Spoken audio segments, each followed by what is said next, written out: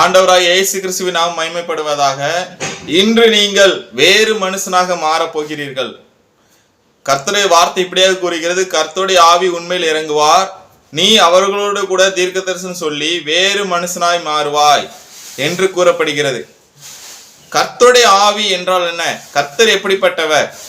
கர்த்தர் பரிசுத்தர். கர்த்தர் எப்படிப்பட்டவராம்? பரிசுத்தர் என்று வேதம் கூறுகிறது. கர்த்தர் தான் ஆவியா இருக்கிறார். கர்த்தருடைய ஆவி எப்படிப்பட்ட ஆவியா இருக்கும்? பரிசுத்த ஆவியா தான் இருக்கும். அந்த ஆவி உண்மையில் இறங்குவார், நீ அவர்களோடு கூட தீர்க்கதரிசனம் சொல்லுவாய், நீ வேறு மனுஷனாய் மாறுவாய் அப்படின்னு வேதவசனம் கூறுகிறது. வேறு மனுஷனாய் மாறுவாய் அப்படின்னு சொல்லும் போது நாம் எப்படிப்பட்ட மனுஷனாய் இருக்கிறோம் என்றால் மரித்தவர்களாய் இருக்கிறோம். நாம் எப்படி மரித்திருக்கிறோம் என்றால் பாவத்தில் மரித்திருக்கிறோம், பொல்லாத அடிமைத்தனத்தில் மரித்திருக்கிறோம், விபச்சாரம், குடி பழக்கம் என்கிற ஒரு அடிமைத்தனத்தில் மரித்திருக்கிறோம், தவறான ஒரு சிந்தனைக்குள் மரித்திருக்கிறோம், கோபம், பொறாமை, பொருளாசை, பணாசை, சொத்து சொகம் என்கிற ஒரு ஆசைக்குள் மரித்திருக்கிறோம், தேவனற்றவர்களாக இருக்கிறோம், கேளாதவைகளும் பார்க்க முடியாதவைகளையும் நடக்க முடியாதவைகளுக்கும் முன்னாடி நாம் மரித்து கிடக்கிறோம். ஜீவனுள்ள தேவனை அறியவில்லை. அவரை அறியாமல் நாம் எப்படிப்பட்டவர்களாய் இருக்கிறோம் என்றால் மரித்தவர்களாய் இருக்கிறோம். அவருடைய ஆவி நமக்குள் வரும்போது நாம் எப்படிப்பட்டவர்களாய் மாறும் என்றால் இப்படிப்பட்ட காரியத்திலிருந்து நாம் வேறு மனுஷனாய் மாறப்படுகிறோம். அவருடைய ஆவி, அதாவது பரிசுத்த ஆவி, அவர் நமக்குள் வரும்போது நம்முடைய இந்த அடிமைத்தனத்திலிருந்து, இந்த மரித்த நிலைமையிலிருந்து நாம் வேறு மனுஷனாக மாறப்போகிறோம்.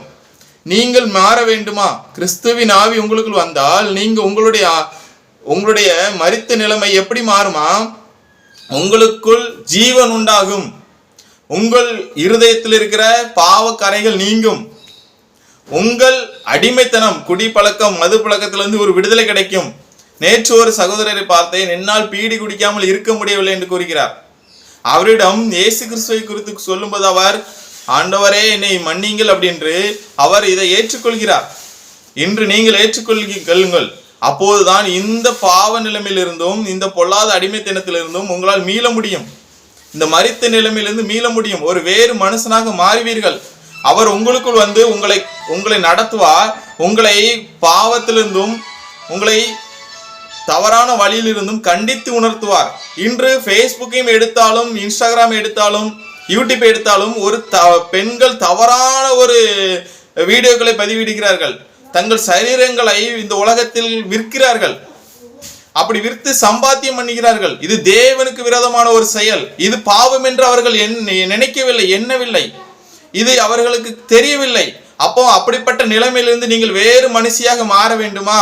கர்த்தருடைய பரிசுத்த ஆவியானவர் உங்களுக்குள் வந்தால்தான் நீங்கள் வேறு மனுஷனாக மாற முடியும். அப்படி வேறு மனுஷனாக மாறுவதற்கு நீங்கள் கேட்க வேண்டியது, கர்த்தாவே என் பாவத்தை மன்னியும், எனக்குள் உம்முடைய ஆவியை தாரும் என்றுதான் நீங்கள் கேட்க வேண்டும். அப்போதுதான் நீங்கள் வேறு மனுஷனாக மாற முடியும்.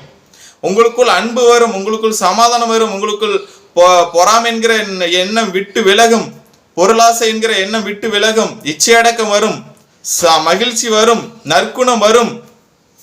இப்படிப்பட்ட எண்ணங்கள் உங்களுக்குள் வர வேண்டும் என்றால் நீங்கள் கர்த்தருடைய ஆவியை பெற்றுக்கொள்ள வேண்டும். கர்த்தருடைய பரிசுத்த ஆவியை பெற்றுக்கொள்ள வேண்டும். அப்போதுதான் நீங்கள் வேறு மனுஷனாய் மாற முடியும். நீங்கள் வேறு மனுஷனாய் இன்று மாற்றப்படுவதற்கு ஆண்டவராக இயேசு கிறிஸ்துவை நோக்கி கூப்பிடுங்கள். நீங்கள் வேறு மனுஷனாய் மாறுவீர்கள்.